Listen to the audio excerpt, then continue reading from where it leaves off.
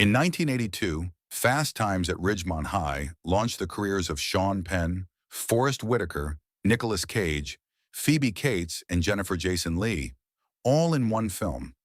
Almost none of it was supposed to happen the way it did. It started with a lie. Cameron Crowe was a journalist for Rolling Stone in his mid-20s when he went undercover at a real San Diego high school, pretending to be a student for an entire year. The principal knew. 3 teachers knew.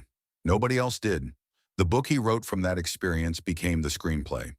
When Amy Heckerling came on as director, she cast Forrest Whitaker after his audition and told him on the spot, "You got the part if you want it." She then got in trouble from the studio because apparently you're not allowed to do that. Judge Reinhold got the role of Brad because he was Heckerling's upstairs neighbor.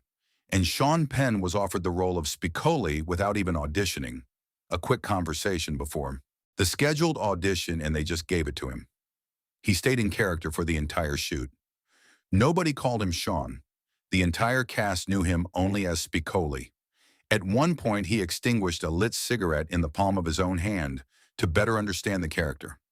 On the last day of filming, he showed up, introduced himself, and said, "Hi, I'm Sean."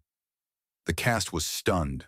When Ray Walston pushed back on Penn's improvised insults, Penn called him a word we can't say here.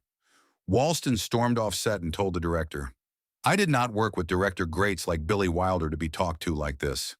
Universal had so little faith in the finished film, they dumped it into 500 theaters with zero advertising. It made 6 times its budget. It was selected for preservation by the Library of Congress in 2005.